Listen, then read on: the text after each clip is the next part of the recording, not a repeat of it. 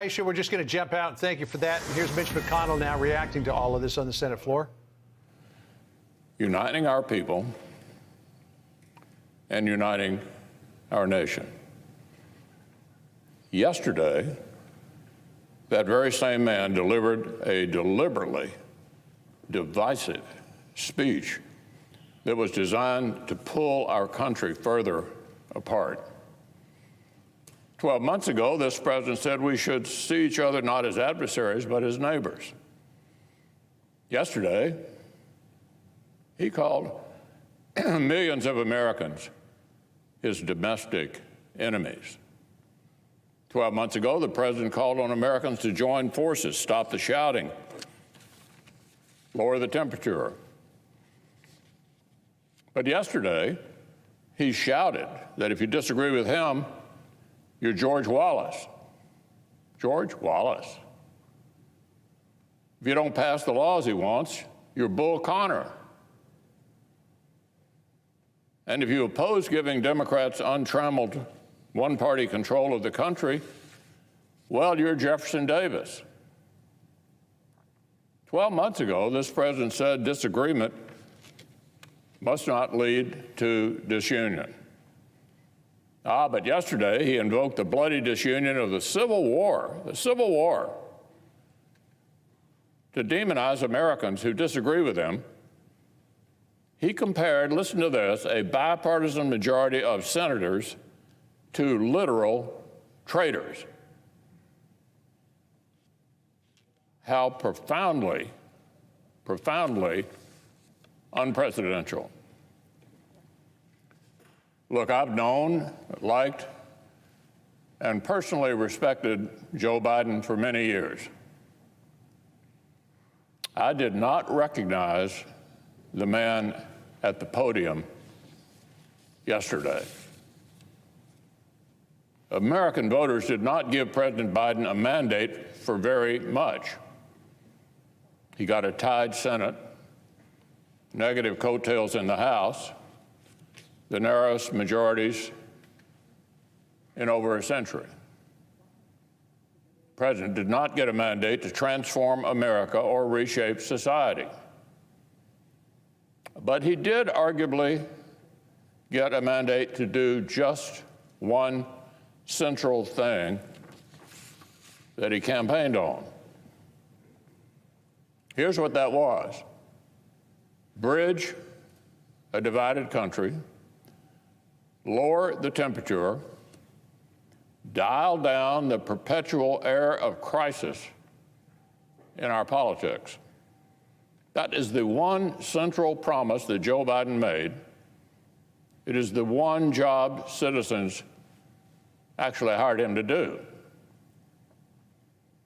It is the one project that would have actually been consistent with the Congress the voters elected.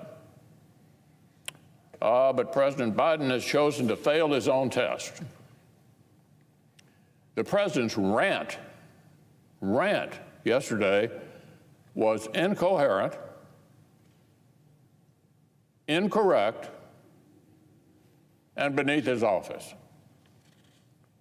He used the phrase Jim Crow 2.0 to demagogue a law that makes the franchise more accessible than in his own state of Delaware.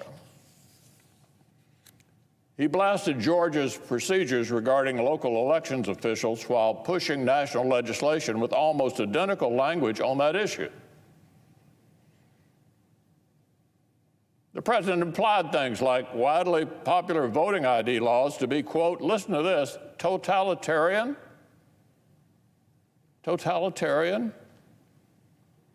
Ironically, on the same day, the Washington, D.C.'s Democratic mayor told citizens to bring both a photo ID and a vaccine card anytime they leave the house.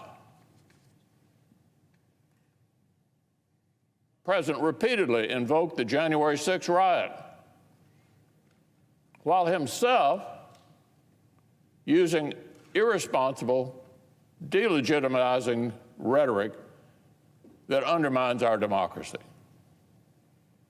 The sitting president of the United States compared American states to totalitarian states. He said our country will be an autocracy if he does not get his way. If he does not get his way. So the world saw our commander-in-chief propagandize against his own country to a degree that would have made Pravda blush. There was no consistent standard behind anything the president said. He trampled through some of the most sensitive and sacred parts of our nation's past. He invoked times when activists bled and when soldiers died, all to demagogue voting laws that are more expansive than what Democrats have on the books in his own home state. Georgia has more days of early voting than Delaware or New York. Georgia has no excuse absentee voting, which Delaware and New York do not have. If Georgia or Texas present Jim Crow emergencies, then so do a whole lot of Democratic-run states. The Senate Democratic leaders going on cable TV and saying Georgia is greatly restricting or eliminating early voting. That's a lie, provably false. Georgia has more early voting than New York. The Democratic leader has tried to fearmonger about one rural Georgia county that condensed multiple voting locations into one rural Georgia county. Well, the county's overwhelmingly red. They were clearly not involved in trying to suppress Democratic votes. 70% Republican in that one county in 2020. So take a step back for a minute. President Biden's story is that democracy is on death's door. But he spent 9 months chasing a reckless taxing and spending spree before addressing it. It'd be that much of an emergency. Citizens are meant to believe a return of Jim Crow is on the table. But this was only President Biden's 6th priority after he was blocked from spending fails and welfare. Democrats' own behavior refutes their false hysteria. 12 months ago, the president said that politics need not be a raging fire, destroying everything in its path. That was just a traitor like Jefferson Davis.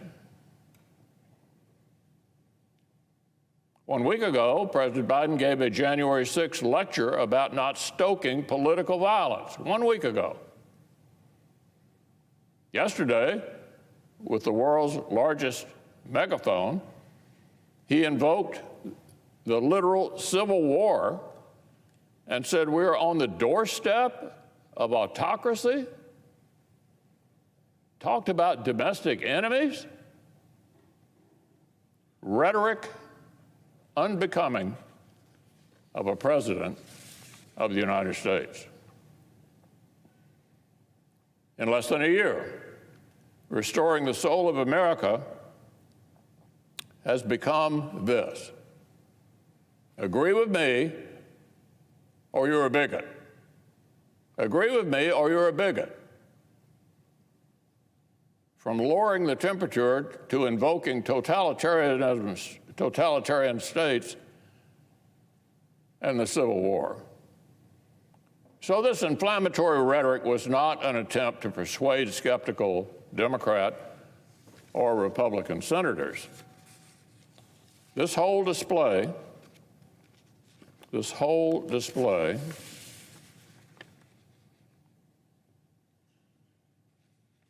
in fact, you could not invent a better advertisement for the legislative filibuster than a president abandoning rational persuasion for pure demagoguery. You could not invent a better advertisement for the legislative filibuster than what we've just seen: a president abandoning rational persuasion for pure demagoguery. A president shouting that 52 senators and millions of Americans are racist unless he gets whatever he wants is proving exactly why the framers built the Senate, to check his power. This whole display is the best possible argument for preserving the Senate rules that extend deliberation, force bipartisan compromise, and let cooler heads prevail. Nothing proves it better than this episode. It offers a perfect case study in why Senator Biden was right about the filibuster and President Biden is wrong. One respected scholar explained it this way: the smallest majority we've ever seen in our politics is trying to change the rules for how people get elected in every single state. That's just about the best argument for the filibuster you could possibly imagine. So, Mr. President, the citizens of the greatest country in the world deserve for their elected officials to treat them like grown-ups. The adults of America deserve to hear from the adults in Washington, D.C. So I'll close with some basic truths. Obviously, our country is more divided than it should be, no doubt. In recent years, I have vocally criticized people across the political spectrum who have sought to legitimize elections when they win and delegitimize democracy when they're polling badly or when they lose. I criticized top Democrats' hysteria after 2016 when their rhetoric had 66% of Democrats across America falsely convinced that Russia had hacked our voting machines and changed the tallies. 66% of Democrats thought that after 2016. I criticized Speaker Pelosi and House Democrats who spent the run-up to 2020 hyping conspiracy theories and suggesting the election would presumptively be illegitimate if their side lost. In December 2020 and January of last year, our side of the aisle defended our constitutional process despite political pressure, and we had, of course, a literal mob. But now it is President Biden and Leader Schumer and other Washington Democrats who don't like their poll numbers, so they're reversing their tune yet again. The people who spent November 2020 through January 21 preaching sermons about the strength and the sanctity of our democracy are now undertaking to delegitimize the next election in case they lose it. We have a sitting president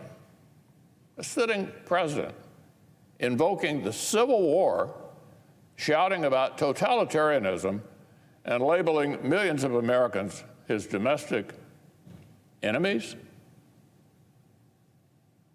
We have a Senate Democratic leader who now frequently calls American elections, quote, a rigged game. Look, this will not be repaired with more lies, more outrage, and more rule breaking. Unfortunately, President Biden has rejected the better angels of our nature. So it is the Senate's responsibility to protect the country. This institution was constructed as a firewall against exactly the kind of rage and false hysteria we saw on full display yesterday. It falls to the Senate to put America on a better track. It falls to us. So this institution cannot give in to dishonorable tactics. We cannot surrender to this recklessness. We have to stand up, stand strong, protect the Senate, and defend the country. Hi, everyone. I'm Brian Kilmeade. I want you to do me a favor. I want you to click to subscribe to the Fox News YouTube page. This is the only way that I know for sure that you're not going to miss any great commentary, any great news bites, any great interviews coming your way on Fox. You can get it all here on YouTube. So subscribe right now.